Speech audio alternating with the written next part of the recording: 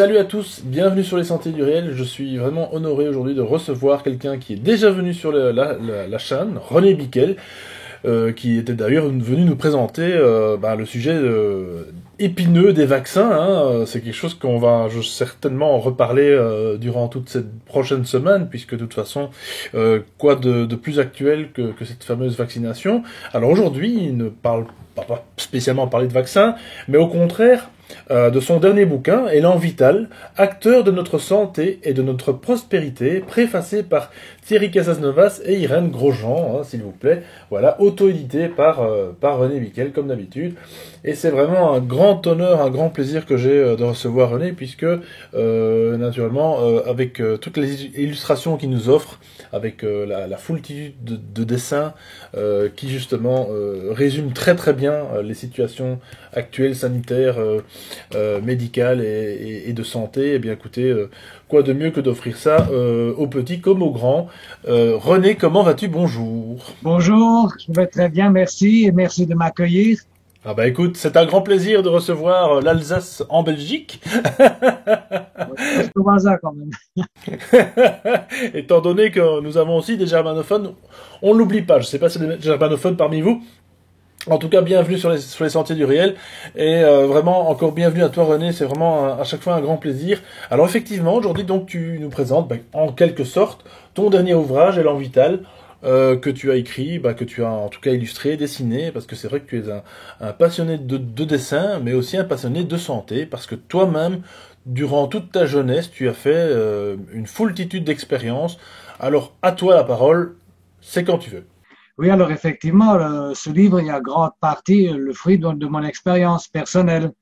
Et donc, c'est vrai qu'en première partie, comme d'habitude, enfin, comment on peut dire, je dénonce un peu la mafia pharmaceutique, hein, donc, enfin, mais pour mettre en garde des dangers des traitements médicaux.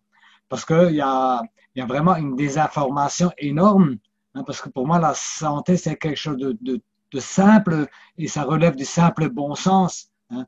Il n'y a pas besoin d'acquérir un savoir scientifique pour être en bonne santé. Hein. Il suffit d'être à la ressentir son corps. Je crois que c'est vraiment la base. Hein. C'est comme ça que je fais.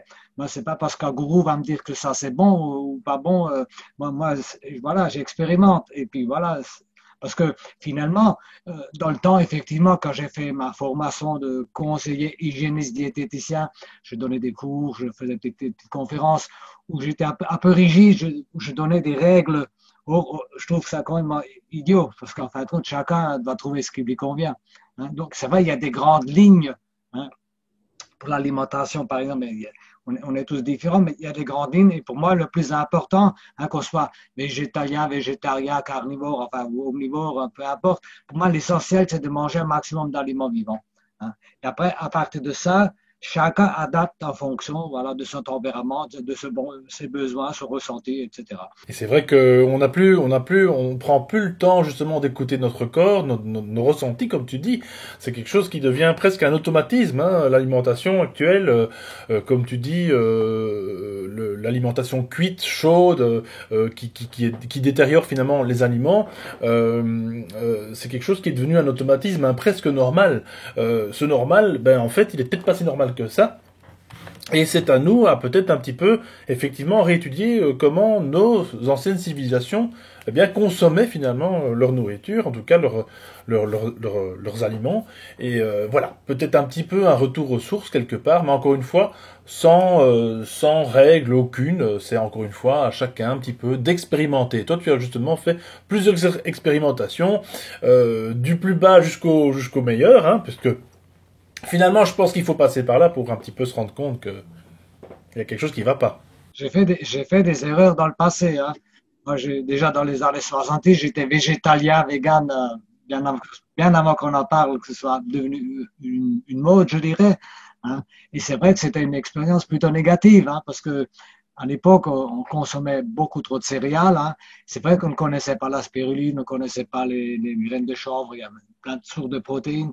Et donc, c'est vrai, j'ai fait cette erreur pendant 2 ans, et jusqu'à ce que je me rende compte qu'il y a vraiment une fonte musculaire. Hein. Donc j'ai réintroduit des produits animaux, ainsi de suite. Et finalement, moi, ce que j'ai découvert quand même, enfin, ces 10 dernières années, c'est déjà bon, ça c'est peut-être bien avant, que c'est les produits laitiers, hein, c'est vraiment pas l'idéal pour l'être humain. Hein, c'est vraiment, c'est la seule chose dont je suis sûr qu'il faudrait supprimer. Maintenant, les céréales, effectivement, on s'est rendu compte avec l'expérience. Moi, je dis toujours aux gens, faites votre expérience. Vous avez des douleurs ici, bon, vous avez supprimé les produits laitiers, mais ça, les problèmes persistent. Essayez pendant quelque temps de supprimer aussi les céréales, et vous verrez. Hein. Effectivement, souvent des gens, ils ont une grande amélioration après avoir supprimé les céréales. Donc voilà, toujours pas d'expérience. Et donc, c'est ce que j'ai fait. Et surtout, pour moi, le summum, c'est quand je me suis mis vraiment à l'alimentation vivante, hein, quand j'ai commencé à justement supprimer non seulement les produits laitiers, mais les céréales et manger vivant. Donc, je mange cru, disons, à 99%. Il y a des choses comme le blanc d'œuf, je n'aime pas parce que je mange des produits animaux, hein, quand même. Un peu, pas des grandes quantités. Hein. J'ai une alimentation à tendance végétarienne, mais j'aime bien de temps en temps des œufs ou du poisson mariné cru, voilà, ainsi de suite. Donc, la seule chose que je chauffe ou des fois que je mets au compost, c'est le blanc d'œuf parce que j'aime pas cru. Et puis, en fin de compte, c'est pas l'idéal en cru parce qu'il contient un facteur qui inhibe la vitamine B8. Voilà. Donc, pour l'alimentation, maintenant, on peut parler de plein d'autres choses aussi. Hein. Oui, parce que l'alimentation, c'est qu'une chose, mais il y a aussi... Voilà. Et c'est vrai que, enfin, pour moi, ça a été, maintenant, un petit mot quand même encore sur l'alimentation. Pour moi, j'ai retrouvé une énergie extraordinaire par l'alimentation crue, par l'alimentation vivante. Et moi, aujourd'hui, je le dis toujours, à 72 ans, moi, j'ai une énergie incroyable et j'aurais jamais cru ça possible par le passé. Parce que comment je voyais un peu mes ancêtres, enfin, bon, mes parents ou mes grands-parents, que j'ai à peine connus parce qu'ils sont morts très jeunes, mais quand je vois des photos de eux, bah, même pas 60 ans, ils marchaient avec des cannes, ils étaient chauds, enfin bon, ils étaient handicapés plus ou moins. Et moi, j'avais cette image que quand on vieillit, eh ben voilà, c'est normal d'être comme ça, quoi. En fin de compte, maintenant, je me rends compte qu'on peut rester jeune même en avançant en âge. Et ça, c'est vraiment une expérience fabuleuse pour moi. Hein. Parce que au niveau travail physique, ce que j'arrive à faire, ben, c'est extraordinaire, quoi. C'est pas pour me vanter, mais pour moi, ça a été une preuve que l'alimentation vivante, c'est quand même essentiel. Maintenant, effectivement, il y a les facteurs naturels de santé, il n'y a pas que l'alimentation. Hein. Et j'ai aussi beaucoup expérimenté ce qu'on appelle la loi de l'Hormèse, hein, que je connaissais déjà, mais je ne pratiquais pas. Hein. Je voyais par exemple des vidéos, des trucs dans les pays en Sibérie, enfin en Russie ou dans les pays nordiques qui se jettent dans l'eau glacée en plein hiver. Je dis, pour moi, c'est quelque chose d'impossible. Je pratiquais déjà les bains chauds, parce que bon, c'est vrai qu'en été, chez nous, comme j'ai des installations solaires, on a trop d'eau chaude solaire en été. C'est une eau que je pompe moi-même dans la nappe, donc le soleil, donc c'est gratuit, l'eau chaude, gratuite. En plus, je l'alcanise avec des produits que je fabrique moi-même à partir de la cendre et ainsi de suite. Donc, je prenais des bains chauds alcalins. Donc, je faisais ce qu'on appelle de l'hyperthermothérapie. Hein. Donc, c'est une espèce de fièvre artificielle et ça permet moi, au corps un peu de se dégager, quoi. Donc ça, bon, ça, je le pratiquais pas, il faut pas le pratiquer trop souvent non plus, hein, mais bon, mais quand on le fait, ça fait du bien. Hein. Donc ça fait, on peut faire, si tu veux, une fièvre artificielle hein, dans certaines situations. C'est conseillé parce que souvent beaucoup de personnes euh, n'ont plus assez de vitalité pour faire de la fièvre. Hein. Il y a des gens, quand ils étaient enfants, chaque fois qu'ils faisaient de la fièvre, on leur coupait. Hein, donc, à la longue, les gens ils n'ont plus cette capacité de se nettoyer grâce à la fièvre. Parce qu'encore une fois, je le rappelle, la fièvre, c'est un phénomène vital, la fièvre, c'est un phénomène utile, et on a appris à avoir peur de la fièvre. Hein, c'est pas parce que les gens mouraient pendant la fièvre que c'est la fièvre qui les a tués. Hein, je donne toujours l'exemple, vous avez un poison dans votre corps, la réaction normale, c'est la fièvre. Si la fièvre ne suffit pas pour vous guérir et vous mourrez quand même, c'est pas à cause de la fièvre. Hein. Et souvent, il y a eu cette confusion. Hein. Les gens ils disent qu'ils sont guéris grâce aux médicaments. Je sais pas, ils sont peut-être guéris sans le médicament, ils seraient peut-être guéris plus vite aussi. Hein. Donc, toujours pareil, hein, c'est toujours difficile. Ou alors quand des gens ils meurent du médicament, de la maladie qui l'a tué. Hein. J'en parle un peu dans mon livre Élan Vital. Hein. Donc, pour revenir à l'histoire des bains, enfin de ce qu'on appelle l'hydrothérapie, et donc moi j'ai mis en pratique, c'est Thierry Casasnova qui m'a encouragé à le faire, parce que moi moi, dans ma tête, comment le froid peut-il faire tellement de... Je prenais des fois j'ai déjà fait des expériences accidentellement de tomber dans l'eau froide. Quand j'étais gamin, je suis tombé, il y a de la glace qui s'est cassée, je suis tombé dans la rivière. Et par temps très froid, je me rappelle, j'ai couru à la maison, mais mes vêtements sont devenus raides parce qu'il faisait très froid, quoi. Donc, j'ai fait accidentellement une fois en forêt, j'ai été surpris par un orage de grêle. Je suis resté embourbé avec mon tracteur. J'étais mouillé jusqu'au slip parce que c'est un tracteur sans cabine. Donc, j'ai resté pendant presque 1 heure sous une pluie battante, mouillé jusqu'au slip, et puis l'atmosphère qui s'est rafraîchie. Et on s'est roulé à tracteur pendant presque une demi-heure mouillé jusqu'au slip. Des fois, je l'ai expérimenté accidentellement, je dirais, quoi. Mais... Oui, et puis c'est différent, parce que entre accidentellement et consciemment, parce que toi tu Oui, le veux bien, c'est tout à fait différent. Hein. pas pareil. Et donc, effectivement, c'est de la glacée. Hein. Moi, je n'aurais jamais pensé qu'un jour je casserais de la glace pour aller dans l'eau. Hein. Et c'est vrai que ça fait un bienfait énorme. Ça, voilà, ça m'a étonné. Puis maintenant, depuis, je le pratique assez régulièrement et j'ai constaté, en fin de compte, je pense qu'on développe, parce que moi, j'ai jamais eu de graisse, mais peut-être qu'on développe un peu de graisse brune à travers ça.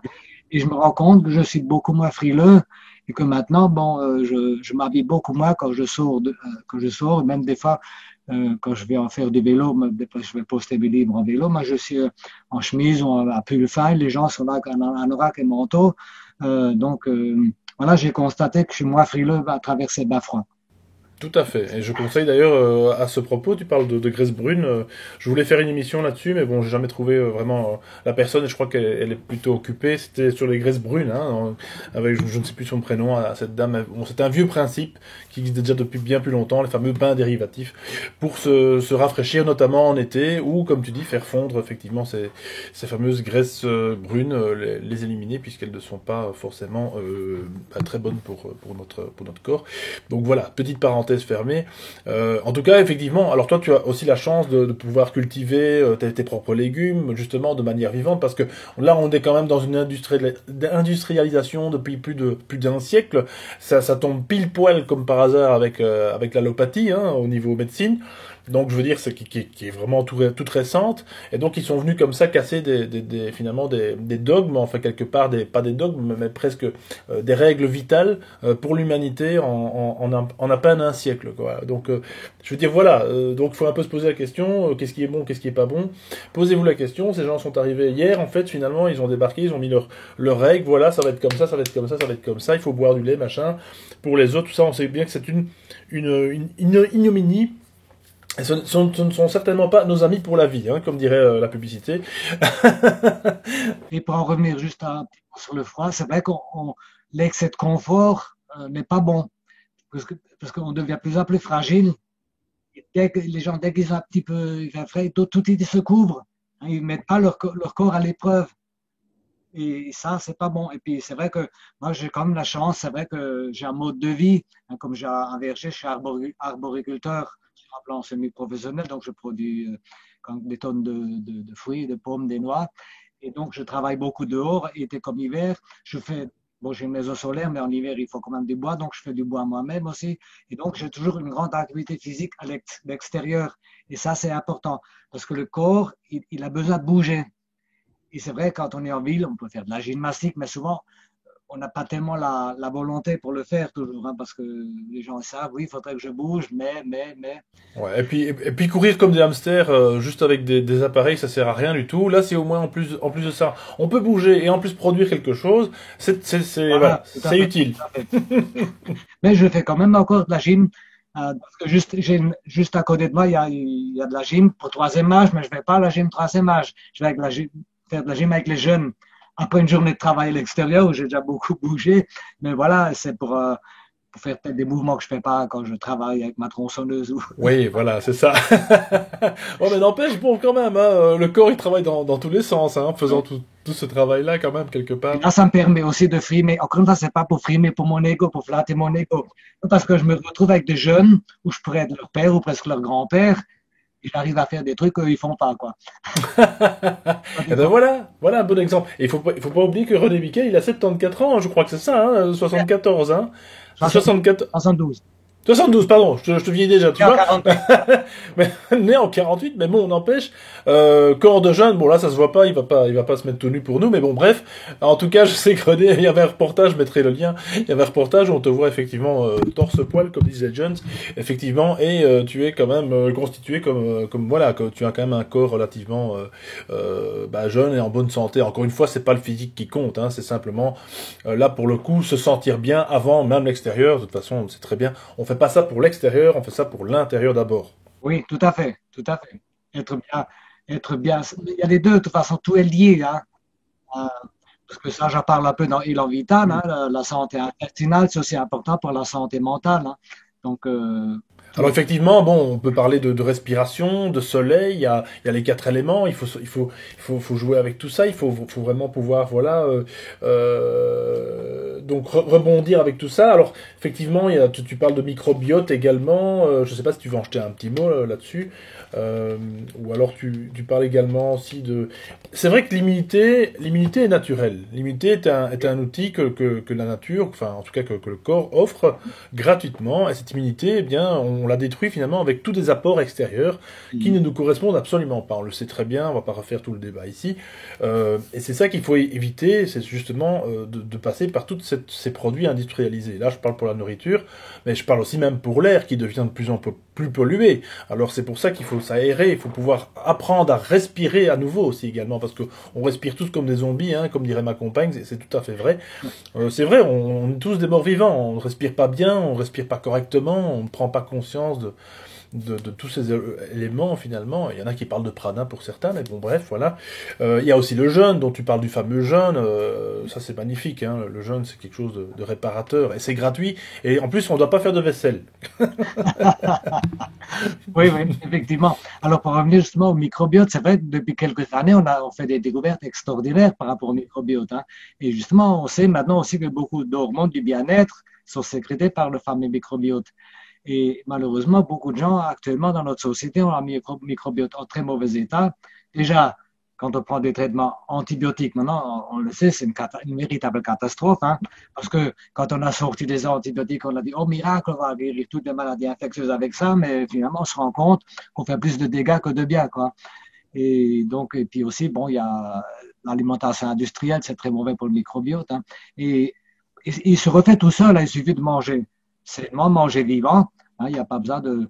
Et puis, ça se refait. Et puis, quand on a un bon microbiote, on est bien dans sa peau, hein, donc ça, voilà, c'est déjà une première chose. Tout à l'heure, on peut aussi parler, enfin, on peut peut-être en parler déjà maintenant, il y a, hein, cet état d'être général. C'est vrai que on a une civilisation est souvent confrontée au stress. Et il y a beaucoup, surtout actuellement, quand je vois autour de moi, il y a des gens il y a pas mal de gens qui dépriment, hein, avec tout ce qui se passe, tout ce qu'on nous fait faire. Voilà, il y a de quoi, oui. Et malheureusement, ils font ce qu'ils veulent parce que les gens se laissent faire aussi, hein. C'est peut-être pas le sujet maintenant, C'est pas grave, on peut en parler. mais c'est ça, je crois, le gros problème, c'est des gens, ils acceptent, enfin, ils croient tout ce qu'on leur raconte, ils acceptent. Parce que la peur du virus, c'est incroyable. On fait ce qu'on veut, parce que tellement, et tant que les gens auront peur du virus, ils vont toujours nous trouver des nouveaux virus, et sans arrêt des nouveaux virus, et de du temps, ils feront avec nous ce qu'ils veulent. Et donc, il faut vraiment déjà apprendre, s'informer, parce qu'il y a aussi des virologues, vous ne les verrez pas sur les médias, malheureusement, hein. Il y a des virologues qui, eux, donnent une toute autre explication des virus. Et donc, ça veut dire qu'on va être défait de cette crainte d'attraper un virus qui va nous tuer ou qui nous rendre malade. Pour moi, ça n'existe pas. Moi, je ne m'occupe pas des virus. Moi, je ne prends aucune mesure sanitaire. Quoi que ce soit. Bon, il faut une certaine hygiène de vie. Là, je suis d'accord. Et justement, c'est cette hygiène de vie qui nous renforce l'immunité. Voilà. Alors, donc, Ne sont vivants que les microbes d'ailleurs, hein. Le virus est déjà quelque chose de mort, paraît-il, donc voilà. et donc la peur, c'est vraiment quelque chose d'immunodépresseur, hein. Les gens encore baissent leur immunité, déjà avec les confinements, avec la peur et tout ce qui s'ensuit. Effectivement, il y a une général de l'immunité, hein. Et donc, et qu'est-ce qu'est l'antidote de la peur? Ben, c'est l'amour, mais alors l'amour, c'est un grand mot, hein. Comment on peut plutôt parler de l'amour. Déjà que c'est un mot qui est dégalvaudé parce que associe ça à toutes sortes de trucs, à l'attachement, à aimer quelqu'un, être dépendant de quelqu'un, ça n'a rien à voir avec l'amour. Hein. L'amour, je crois que c'est un état d'être intérieur, hein, de rayonner. Pour moi, je le définis aussi par la joie, hein, être dans cette joie. L'amour de la vie, je dirais René. L'amour de la vie, l'amour de ce qui nous entoure, le fait de remercier cette vie de nous avoir pris finalement quelque part, hein, même si on pourrait penser le contraire par moment. Hein. Mais c'est vrai que voilà, tout est formidable dans la nature. Donc. Voilà, seulement, c'est facile de dire il faut être dans l'amour, il faut être dans la joie. Il y a des gens, effectivement, quand ils se mal, comment je fais, moi, pour être dans l'amour et être dans la joie. Voilà. Ah ben, déjà avec l'humour, hein, pour commencer. Oui, voilà. Déjà avec l'humour, voilà. Tout à fait. Mais encore une fois, je reviens encore une fois à ce que je dis avant. Ça commence déjà par une bonne alimentation, un bon microbiote. Ça, c'est déjà un point de départ. Ensuite, effectivement, il y a aussi une démarche, je dirais, entre guillemets, on peut appeler ça spirituel, je ne sais pas quel mot qu'on peut employer. Mais encore une fois, moi, je suis un libre penseur. Je n'adhère à aucune philosophie, à rien du tout, hein, enfin rien du tout dans le sens, hein. Voilà, j'adhère à moi-même et j'essaie de sentir à moi-même. Moi, je dirais Dieu, hein, puisqu'on parle souvent de Dieu, peut être compris par notre mental, ça dépasse complètement notre mental. On peut le ressentir par l'intérieur. Donc, je crois qu'il faut arriver à cet état-là d'être dans l'instant présent et sentir cette présence. Et je crois que moi, c'est la base de la spiritualité. Hein, c'est pas croire. Ce n'est pas croire à quelque chose. Même le silence est spirituel. Même le silence est spirituel. Oui, parce que la croyance, c'est quelque chose qui est venu de l'extérieur. Hein, c'est des choses qu'on nous a appris, qu'on y croit. Hein. Alors que pour moi, c'est plutôt une foi. Hein, une foi sans croyance, voilà, sans croyance. Une foi qui dépasse l'entendement, une foi qui, en tout cas, qui, comme tu dis, vient de l'intérieur pour aller vers l'extérieur. Ça, on le sait très bien. Jamais le contraire. Voilà. Et c'est vraiment pas par cette foi qu'on arrive à lâcher prise. Et ça, c'est important. Et aussi par la gratitude. Et ça manque beaucoup dans notre société. Les gens sont toujours en train de se plaindre. Et même des gens qui sont dans l'abondance, hein, ils se plaignent quand même.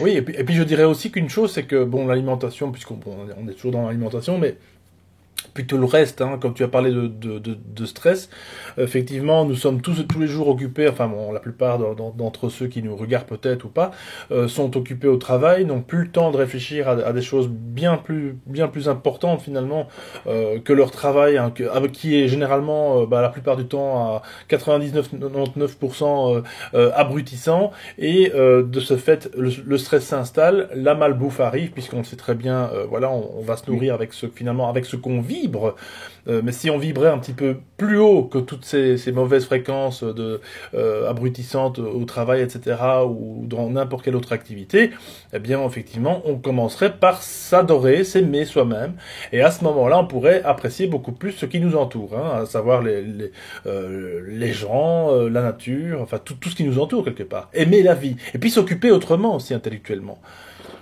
C'est ça, parce que souvent, effectivement, les gens qui rentrent après une journée de travail harassante et stressante, ils savent aller devant la télé aussi. Donc, où ils subissent encore des cervelages, parce que la télévision, c'est un instrument de décervelage incroyable.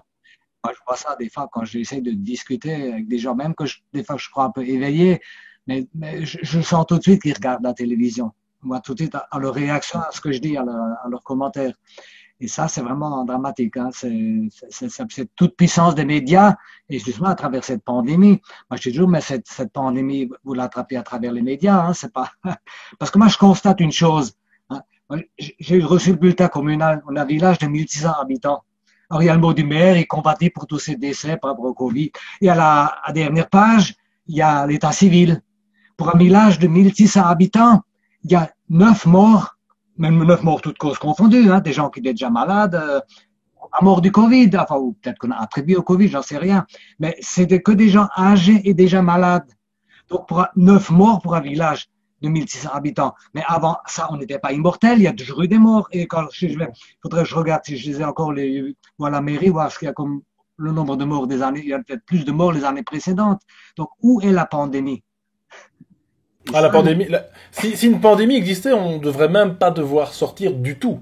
ce serait même quelque chose on devrait même plus pouvoir aller au magasin, quoi que ce soit. Ce serait zéro. On reste chez soi, même limite, non, enfin bon, c'est pas possible. Donc bref, on va pas refaire, c'est vrai que, on pourra en reparler des heures, parce que c'est vrai que c'est un sujet ô combien intéressant. En 2020, ben, là, on arrive à la fin, heureusement, en tout cas, quand on tourne cette vidéo.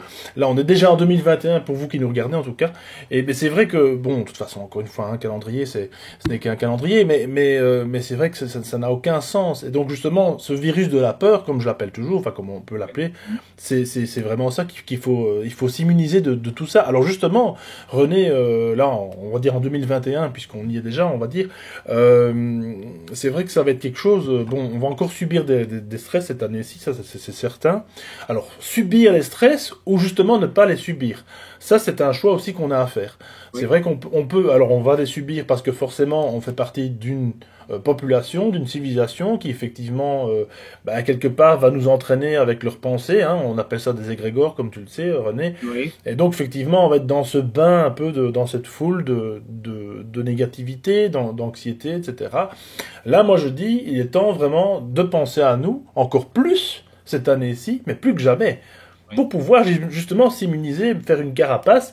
Et là, pour le coup, oui, on peut parler de confinement, mais au niveau santé, gardons notre vraie santé. Ne nous laissons pas justement avoir par toutes ces nouvelles règles, ces nouvelles lois qui vont arriver. Oui. Bon, alors je dis cassons-nous dans les bois, hein, René. Moi, de toute façon, je crois que c'est un jour ce qu'il va falloir faire finalement. Bon, moi, je dis toujours, je me dis et je le dis toujours, on a nos expériences à vivre, hein, aussi bien sur le plan individuel que collectif. Hein. Et donc, maintenant, la question, jusqu'où faudra-t-il aller pour que les gens se réveillent? Et c'est vrai que là, j'étais très déçu parce que c'est vrai que les autres années, je faisais toujours des foires et des salons bio, je rencontrais toujours des gens éveillés autour de moi. Et là, je me suis confronté maintenant plus à des gens, monsieur tout le monde. Et là, effectivement, l'éveil, je crois que même s'il y a une mouvance qui est là, ça, moi, je suis quand même confiant pour l'avenir.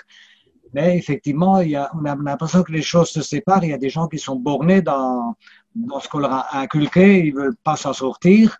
Et puis il y a quand même beaucoup de gens moi j'ai aussi rencontré beaucoup de gens quand il y a eu les confinements. J'ai énormément de gens qui sont venus me voir, déjà du fait que je vends des pommes, mais aussi il y a beaucoup de gens qui sont même déplacés de loin pour avoir mes livres, pour voir mes livres. Enfin donc il y a des gens qui me disent, c'est que récemment que j'ai pris conscience de ce qui se passe sur cette planète. Donc il y a quand même un mouvement d'éveil qui est là aussi. Voilà, donc alors je pense aussi que voilà, ces expériences qu'on a à vivre vont peut-être amener vers des choses positives. Il y a aussi des gens qui commencent à se rendre compte qu'on se fout de nous avec cette pandémie, quoi, qu'on prend vraiment que c'est le virus de la bête humaine, parce que les mesures qu'ils instaurent, je dirais c'est contre-productif pour eux. Un couvre-feu, mais c'est contre-productif. Quelqu'un de logique devrait dire, mais attendez, un couvre-feu contre un virus, ça ne tient pas debout. Il faut que je sois à la maison pour 20 heures, sinon le virus, il va voilà. Donc, mais ça ne tient pas debout. Donc, quelqu'un qui a un peu de bon sens devrait dire, mais attends, là, on se moque de nous, là. Hein. Oui. Que doivent dire nos ancêtres, hein? Moi, je dis, ils doivent se retourner dans leur tombe parce que les personnes qui ont vraiment dû faire la guerre, malheureusement, les 2 premières guerres, on va dire, hein, du siècle dernier, franchement, ils doivent vraiment se retourner dans leur tombe parce que ils doivent se dire, mais non, d'une pipe, le couvre-feu, c'était pour éviter les obus, pour pas que justement, pour ne pas afficher les lumières de la ville et pas se ramasser peut-être une bonne, voilà, une bonne aussi par rapport à la résistance aussi. Voilà. La résistance faisait la nuit. Donc des sabotages, tout ça se faisait la nuit. C'est pour ça surtout qu'il y avait les couvre-feux. Exactement. Donc maintenant, actuellement, ça n'a vraiment aucun sens. C'est vraiment une fraudémie, comme on le dit, hein, vraiment une fraudémie. Mais en tout cas, on n'est pas sorti de l'auberge si en général, si on ne se réveille pas en tout cas maintenant. Mais ça c'est clair, comme tu dis, il y a un mouvement quand même qui est en train de se faire, même parmi les gens qui effectivement n'avaient jamais, disons, éveillé à tout ça. Alors comme toi, justement, ça fait des années que finalement cet éveil alimentaire au niveau santé, là je reviens sur la santé, que toi tu as découvert ça justement, tu as vécu effectivement, ben voilà, tu as eu tu es descendu un peu, on va dire plus bas, tu es remonté, alors ce qui est rigolo avec toi, c'est que ce que j'aime bien, c'est que finalement tu es vraiment, comme tu l'as dit, un électron libre et il n'y a pas de règles quelque part. Tu écoutes ton corps, tu écoutes ce qui est bon pour toi. Toi, voilà, tu le partages avec ton dernier ouvrage ici, Élan Vital, mais tu ne vas jamais, bien entendu, imposer quoi que ce soit. C'est aux gens, aux personnes à faire leur propre expérience, puisque Ouais. comme tu as très bien dit au début, nous sommes tous différents. Et voilà. Et moi, je pense que c'est la meilleure, c'est la plus belle des réussites actuelles. Donc, la preuve, hein, René, tu es là pour. Alors, des fois, plutôt, au lieu de leur enseigner, je préfère leur montrer. Oui, Leur montrer, exactement. voilà, je fais du roller, vraiment comme un pro, quoi. Devant les gens, en plus, un peu déshabillé même, je dirais, quand il fait froid, pour montrer, voilà, je suis pas frileux, je suis comme un gamin, là, et donc, pour moi, c'est un enseignement que je donne en montrant ce que je peux faire à mon âge. Voilà, c'est ça, exactement. Et c'est donné à tout le monde si on se le permet. Et Oui, malheureusement, on ne se le permet pas. Et c'est un petit peu exactement comme l'année 2020. On donne au bourreau finalement la hache pour nous couper la tête. Ben là, quelque part, à notre corps, ben, on lui donne toutes les crasses finalement pour nous suicider. C'est un suicide collectif en fait. Hein, c'est ça. C'est un auto-suicide et on ne s'en rend même pas compte. Donc là, il est vraiment temps de prendre conscience de ça. Encore une fois, il faut vraiment faire sa propre expérience, à son aise, à son rythme. Il n'y a pas de temps, il n'y a pas de règles non plus. Voilà, il faut simplement expérimenter. La vie est une grande expérience. Il faut se dire aussi ça. Il faut se dire qu'on est ici pour faire une expérience, voilà, de quelques années, hein, et bah je l'espère au plus grand, le plus longtemps possible, on va dire ça comme ça. Et puis c'est vrai qu'il faut garder sa santé mentale, son moral. Et là, effectivement, pour l'instant, le moral, bah, il n'y a rien qui nous l'élève. Mais enfin, c'est à nous à le faire, encore une fois. oui. Il faut pas attendre que les gens le fassent pour nous ou que le système le fasse pour nous. Surtout pas. Justement, comme je dis toujours aussi, hein, que le meilleur service que je peux rendre au monde, c'est d'être bien moi. Et c'est pas comme ça que j'influence les autres. Déjà directement, et puis moi aussi même, je pense que on est comme l'humanité, nous sommes tous liés, hein, sur d'autres plans. Si moi j'avance d'un pas, j'aide les autres à avancer d'un pas. D'un pas. Et ça, c'est ce que disent les grands sages indiens ou autres depuis temps très reculé déjà. Hein, ça a toujours été enseigné. Moi, tout ce que je peux faire, c'est voilà, d'être bien moi déjà, en premier. Et c'est comme ça que l'humanité peut évoluer. Hein. L'humanité doit monter en conscience. Donc, c'est à chacun de nous individuellement de monter en conscience. Voilà, il faut pas croire exactement comme tu viens de dire, il faut pas croire que c'est pas parce que je vais faire quelque chose ou ne rien faire ou faire quelque chose plutôt que l'humanité ne va pas me suivre. En fait, c'est à tout un chacun de le faire. Et effectivement, le nombre, encore une fois, l'expansion de cette énergie va faire que, eh bien, on va peut-être atteindre des gens qui effectivement ne sont pas encore dans tout ça. Et encore une fois, ben, faut pas les blâmer. Ce sont des gens qui, comme nous, n'ont pas encore passé le cap. Voilà, tout simplement. Il Oui, faut, oui, il faut leur permettre justement ça. Alors toi, justement, avec tes livres, ce que j'aime beaucoup, bon, forcément, beaucoup de dessins colorés, etc., beaucoup d'humour aussi, une certaine légèreté, mais avec beaucoup d'informations, parce que voilà, en même temps, l'information doit aussi circuler d'une manière. Est-ce que tu as des jeunes, parce qu'on parle jamais des enfants ou des adolescents, est-ce que tu as eu des retours au niveau d'adolescents ou de plus jeunes même qui lisent ouais, peut-être tes livres à travers les parents, je ne sais pas comment. justement, moi, j'ai des très jeunes lecteurs, hein, et j'ai souvent des courriers, des remerciements de parents par rapport. Mais je le constate déjà sur les salons, les foires où je fais des expositions de dessins humoristiques. Souvent, il y a des gamins qui restent scotchés devant mes dessins. Et souvent, les parents sont pressés, ils veulent partir, et puis les gamins, ils restent, non, non, je veux encore voir, je veux encore regarder. Donc, c'est vrai que l'image, ça leur parle énormément. Hein. Déjà, on est la civilisation de l'image, et c'est vrai que pour ça, c'est très bien. Et même aussi pour les adultes, hein, parce que j'ai aussi des remerciements par rapport à mon livre Vaccination, la grande illusion, où souvent il y a des conflits dans les familles, où les pro-vaccins, les anti-vaccins au sein de la même famille. Et donc, ce livre, on ne l'impose pas, on le laisse traîner. Mais comme c'est de l'image et de l'humour, eh ben, on finit toujours par le regarder. Et puis après, quand on voit les dessins un peu percutants, on regarde les quelques textes qu'il y a, parce que quand même, j'ai appris mes dessins par des citations scientifiques et médicales. Hein. Dans toutes mes pages, il y a des citations scientifiques et médicales. qui donnent du sérieux un peu à l'humour. C'est ça, exactement, voilà. Et donc, ça fait son travail. Hein. Moi, j'ai des très bons retours. Hein. C'est pour ça que je conseille aux auditeurs de l'offrir à des personnes peut-être qui sont un petit peu frileux aux vidéos, peut-être à écouter tout ce genre d'émissions. Peut-être à côté du programme télé, tiens, pourquoi pas, aux toilettes, hein, pourquoi, y a pas de honte. Mais voilà, laissez-le traîner comme un virus. C'est ça le virus, c'est l'information, c'est ça le... Mais c'est vrai, c'est le dessin. En plus, c'est préfacé par Irène Grosjean et Thierry Casasnovas. Que demander de plus? Tu les connais d'ailleurs très très bien, et effectivement ils font un travail remarquable, je conseille vraiment, j'espère un jour pouvoir parler à Thierry, et pourquoi pas à Irène, que j'ai d'ailleurs été voir à Bruxelles lors d'une conférence il y a quelques années, et voilà, donc en tout cas c'est vraiment quelque chose d'important. Je pense que l'éveil doit se faire avec l'humour et l'amour aussi qu'on peut donner. Oui. Mon cher René, en tout cas tu le fais très bien à chaque fois, et puis il y a énormément de dessins qui sont partagés sur Face de Book, comme je l'appelle toujours. Il y a énormément de dessins qui partent à gauche, à droite. Vous avez certainement vu les illustrations de René, elles sont assez significatives, donc voilà. C'est vrai qu'il n'y a pas beaucoup malheureusement de dessinateurs humoristiques qui vont dans ce sens-là, c'est dommage. Hein, c'est vrai que c'est quelque chose de... Voilà. Mais bon, chacun son métier, comme on dit, et puis tu le fais bien, et ça permet encore une fois d'informer, petits comme les grands, et voilà. C'est quelque chose qui devrait devenir limite, qui devrait être, comment ce qu'on dit, remboursé par la sécurité sociale. Tout à fait, parce qu'elle ferait beaucoup d'économies à condition que les gens appliquent, mais c'est vrai que ça donne envie d'appliquer parce que on comprend déjà par l'image, on comprend mieux déjà. Voilà, ça donne parce que je dis c'est un bonhomme qui saute là, qui est bien.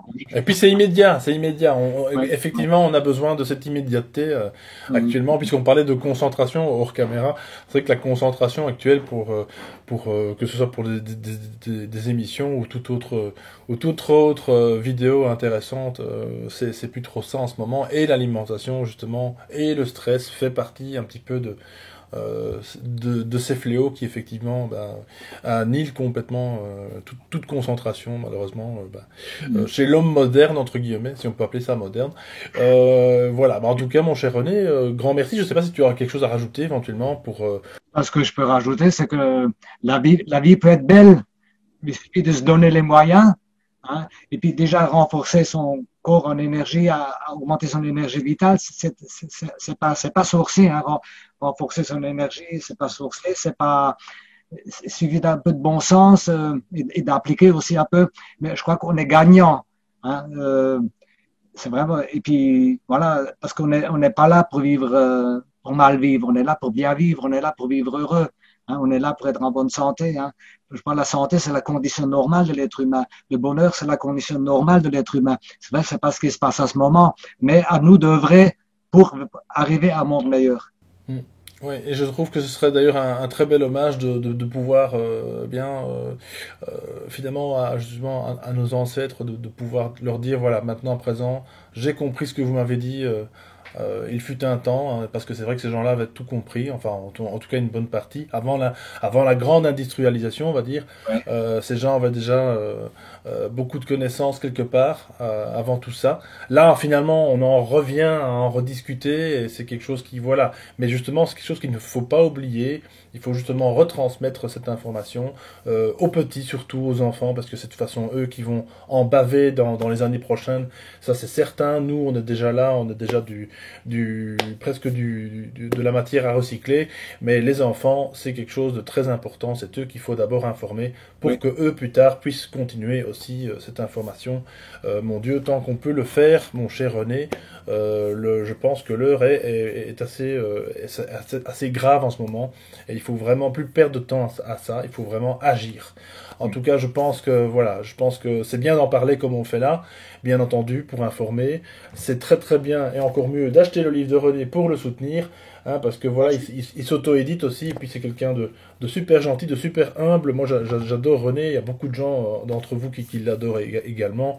Et vraiment, grand merci René d'avoir passé un peu de temps avec nous dans ce nouveau format d'interview, un peu plus courte que d'habitude. Voilà, ce sera pour 2021, voilà, comme ça pour toutes les vidéos d'ailleurs. Hein. Et donc, grand merci, mon cher René. Alors, on peut justement aller sur ton site, je pense, Est-ce que tu peux nous le rappeler? www.bickel.fr.